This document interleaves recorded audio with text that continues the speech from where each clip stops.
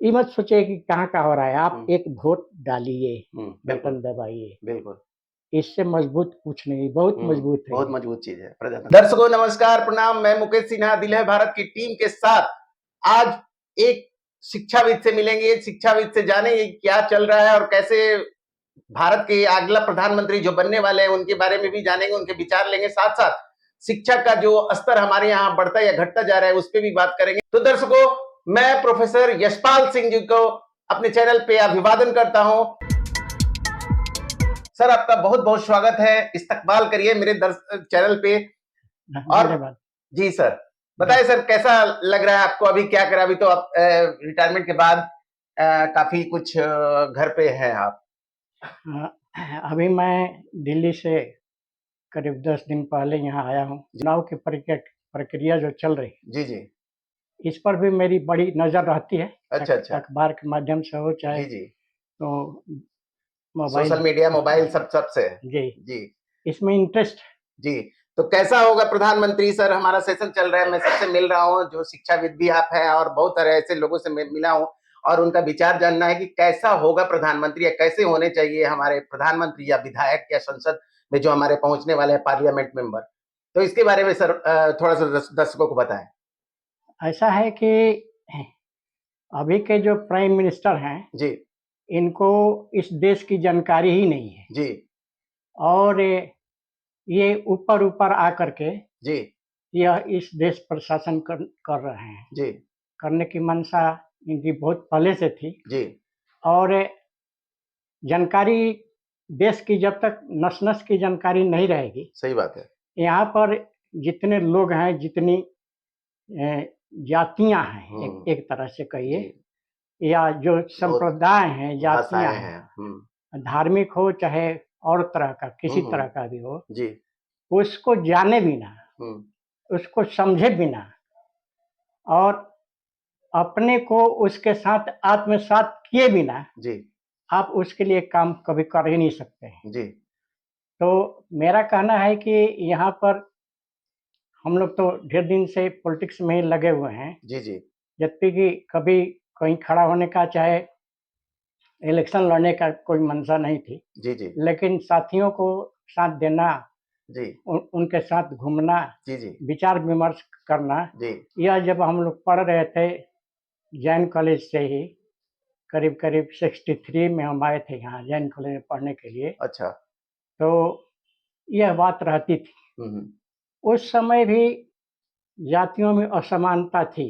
हम्म। अभी तो तब तो ज्यादा रही होगी ना सर, अभी तो कुछ कम हुई है। हाँ, नहीं, हम्म। अभी कम नहीं हुई बल्कि और बढ़ी है, अच्छा, बढ़ी है। बढ़ी है। अच्छा और इसको बढ़ना भी चाहिए। अच्छा। इसलिए कि जब तक पूरा ही ब्लोजम नहीं हो जाएगा, खिल नहीं जाएगा, हम्म। तब तक इसका अंत हो ही नहीं सकता है। अच्छा, इसलिए पहले इसको मैंने चरम पे पहुंचना चाहिए। हाँ, चरम ये तब पहुँचे पहुँचे तब। हम्म अगर हमने तो चूँकि चूँकि मैं यादव था हम्म और यूनिवर्सिटी में, पटना यूनिवर्सिटी में जब एडमिशन हुआ हम्म। 67 में, जी तो वहाँ पर तो बहुत-बहुत बड़े-बड़े घर के लोग थे। जी। उनकी संपत्ति, उनका ये सब सारी चीज़ें हम्म अलग-अलग थी। हम लोगों को तो कहीं से कुछ मिल गया तो पहन लिए, नहीं पहने, है ना? हम्म। परीक्षा परीक्षा पास करके और किसी तरह से प्रोफ़ेसर हो जी गए। जी। तो तो अपने अपने बदौलत, अपने टैलेंट की बदौलत आप प्रोफेसर हो गए। हाँ, जी, क्योंकि उस समय तो बड़ी मुश्किल होती होगी एजुकेशन सिस्टम में आना, एक साधारण से परिवार के लोगों को आना बड़ा मुश्किल रहा होगा। बहुत मुश्किल था। और इसके बाद जो कॉलेज वगैरह जो खोला जा रहा था हम्म जहाँ-तहाँ, हम्म। वो जाति जाति के लोग खोलते थे। अच्छा, जाति के लोग कोई मतलब विशेष जाति के लोग जैसे फॉरवर्ड हो चाहे कुछ ऐसे जाति के हों वो लोग खुलते थे। हाँ, वो खोलते थे और उसी में प्रोफ़ेसर अपना खोज-खोज करके, अपने लोग रखते थे। हाँ, खोज-खोज कोई हम्म अपने जाति का हो, हम्म। जी घर परिवार का हो, ये लोग प्रोफ़ेसर हुआ जी। करते थे। सर तो अभी आप बताया, आपने बताया कि मैं बहुत इंटरेस्ट भी रखता, तो क्या लगता है अभी भारत का परिदृश्य जो है, 1 तारीख को यहाँ भी जो चुनाव होने वाली है, साथ साथ 4 तारीख को क्लियर हो जाएगा कि भारत की अगले प्रधानमंत्री के रूप में कौन आने वाला है, तो पूरा भारत इसमें बड़ा जिज्ञासु है और खास करके वर्ल्ड भी पूरा भारत की तरफ देख रहा है कि विश्व की सबसे बड़ी डेमोक्रेसी है। तो क्या कहेंगे आप? इस पर मेरा कहना है कि यह जो लड़ाई चल रही है जो संघर्ष चल रहा है जी।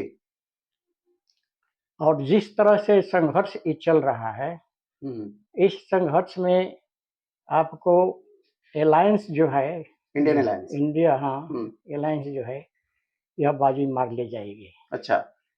और ये भी देख रहे हैं कि जब से इसका गठन हुआ है तब से इसको खत्म करने के लिए, इसको दबाने के लिए भी प्रयास बहुत हो रहा है। जी। राहुल जी जी अगर स्वीकार करते हैं कि मैं प्राइम मिनिस्टर, उनको मान लिया जाएगा, तो मानना क्या है, लोग कहेंगे कि हाँ हो गए तो हो गए।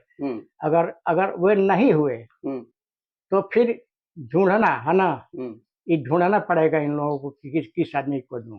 अच्छा, क्योंकि यहाँ पे केजरीवाल जी भी हैं, उधर अखिलेश जी हैं, ममता बनर्जी हैं, बहुत सारे लोग हैं जो कि पीएम कैंडिडेट के रूप में, तो बड़ा मुश्किल नहीं होगा उस समय? इन पर ध्यान नहीं देना है। इसको नहीं, उस नई चीज को प्राप्त करने की कोशिश कीजिए जो कि अभी दिखाई नहीं पड़ रही है। अच्छा, तो वह कौन है? मतलब नया कोई फेस? हाँ, कोई कौन है जिसमें कि स्टील वाला जो ताकत है वो रहे, इसमें मुलायम उसी तरह से रहे। कहने का मतलब है कि पर्सनालिटी उसका ऐसा होना चाहिए जो कि किसी से दबे नहीं, किसी को दबावे भी नहीं। एक बात तो और है ना कि पूरे इंडिया में मान्य होना चाहिए, वैसा लीडर हो। अब ऐसा कोई जरूरी नहीं है, आप लीडर दीजिए, सब कुछ माने। नहीं, जैसे कि ये राहुल गांधी जी हैं, ये तो पूरे ऑल इंडिया में एक तरह से माने तो इनकी एक कद्दावर नेता भी हैं, कांग्रेस के सबसे बड़े नेता, और खास करके आज के दौर में जो कर रहे हैं, अभी भारत जोड़ो किया, बेरोजगारी पे बात कर रहे हैं, फिर बात कर रहे हैं महंगाई पे। तो ये मुद्दा जो है बेसिक मुद्दा है जो कि युवाओं को पसंद है, भारत की जनता को भी पसंद होते जा रहा है। तो इनको एक तरह से देखा जाए तो ये अपोनेंट के रूप में देखे जा सकते हैं, मेरा ऐसा मानना है। आप क्या सोचते हैं? अपोनेंट मतलब एनडीए के अपोनेंट, मतलब प्रतिद्वंदी के रूप में, एक भारत के प्रधानमंत्री के रूप में आगे। मैं बताया कि अगर वो तैयार हैं तब तो ठीक है, और नहीं तो इन लोगों को चुनने में बहुत सावधानी बरतनी चाहिए आगे। मतलब कौन सा पॉइंट होगा जिस पे चुना जाए? मतलब ऐसा प्रधानमंत्री जो कि एक लीड भी करे, वो कौन सा व्यक्ति मत बताइए, वो कौन सी क्वालिटी होनी चाहिए जिसपे एनडीए सरकार, मतलब इंडियन अलायंस सरकार पूरी तरह से यूनिटी के साथ काम कर सके? उसके बारे में अभी तो कुछ कहना बड़ी कठिन है ना। तो आपको बंबई में जाकर काम करना होगा कि आप यहीं कीजिएगा काम, अवेलेबल रहना। नहीं, कहने का मेरा मतलब है कि यहाँ अवेलेबल की बात नहीं है, उनको मद्रास में भी वो सिस्टम देखना है, उनको बॉम्बे में भी देखना है, उनको गोवा में भी देखना है, क्योंकि वो भारत के मंत्री है। ठीक है, तो इस मुद्दे पे आप क्या कहेंगे कि क्या ये सिर्फ हवाई बातें हैं या प्रैक्टिकल बातें भी है? बिल्कुल हवाई है। आप प्रतिनिधि हमारे हैं, आप यहाँ ना देखेंगे, ऑफिस में बैठे हुए हैं तो वहां तो ऑफिस तो रिप्रेजेंट कर रहा है सबका। दिल्ली के ऑफिस में बैठेंगे आप तो रिप्रेजेंट कर रहा है, वहां तो आपको करने का मौका है ही। आप घूम घूम कर करेंगे, आपको तो जहाँ है वहां से, जहाँ है वहां जो काम जहाँ से मिला हुआ वहां से न कीजिएगा। जी सर, दर्शकों को अभी चुनाव के मद्देनजर कुछ आह्वान करना चाहेंगे, बोलना चाहेंगे? देखिए, अभी जो स्थिति है और जिस तरह से ये लग रहा है कि वोट बदल जाएगा, हो जाएगा, उसमें अभी जो सामने है, जो जिस तरह से न्यायपालिका जो जजमेंट दे रही है, उससे आपको फेवर होने की जो मत सोचिए कि मैं इससे फेवर कुछ मिलेगा। आपको एक ही चीज बचाएगी और वह है वोट। आपका ताकत वही है, आपका वोट केवल।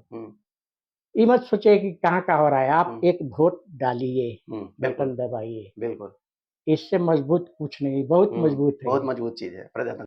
तो सर से बात किया मैंने, सर की इच्छाएं और चीजें देखी आपने, आप वीडियो में पूरा अंत तक बने रहिएगा। ये कहूंगा कि 1 तारीख को इस संसदीय क्षेत्र में वोटिंग है, तो मैक्सिमम स्तर पे, सर ने भी बोला कि मैक्सिमम स्तर पे जाके अपना दबाना जरूरी है, चाहिए हमारा राइट है और राइट का यूज करना बहुत जरूरी है। एक सक्षम प्रतिनिधि आप अपने क्षेत्र से चुन कर भेजिए जो कि आने वाले समय में इस क्षेत्र के लिए काम करे, या भारत के दृश्य में अगर बात करते हैं तो भारत के लिए भी वो सारी चीजें अवेलेबल करा सके जो भारत के प्रधानमंत्री से जनता अपेक्षा रखती है। बहुत बहुत धन्यवाद हमारे चैनल पे आए, और लास्ट में मैं ये कहूंगा, सोच बदलो, खुद को बदलो, दुनिया बदलो। बहुत बहुत धन्यवाद।